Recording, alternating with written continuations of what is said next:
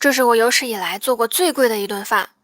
嗨，我是张醋醋。为了给你们带来最正宗的新疆抓饭，我花重金从买卖提师傅那里搞来了配方，所以今天你们一定要认真学习，每多学会一个人，这个钱就能多划算一分。抓饭的精髓就是这个新疆特有的黄萝卜，是从新疆空运过来的，有了它才算正宗。锅内倒多的油，放入洋葱、部分黄萝卜、生姜，炒香后倒入备好的羊肉，等它变成金黄色后加水，再撒上盐和糖，炖15分钟左右。把煮好的这堆食材全部倒入电饭煲里，为了让卖相更好，在肉汤上面放一层生的黄萝卜，毕竟我们也是靠脸吃饭的嘛。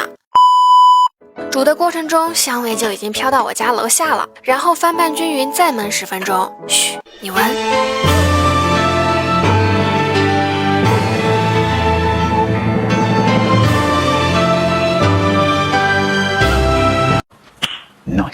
我还用电饭煲做了酸奶，生牛奶一定要煮熟，倒入一点酸奶，等待1晚就 OK 啦。嘘，你再闻。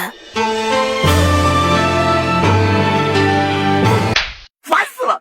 看到这浓稠的质地，你的嘴巴有没有饿呢？这应该是醋师傅做的最满意的一顿新疆饭了，你们一定要做一下尝尝。如果实在懒得做，那就发给你妈，不用动手就能吃到啦。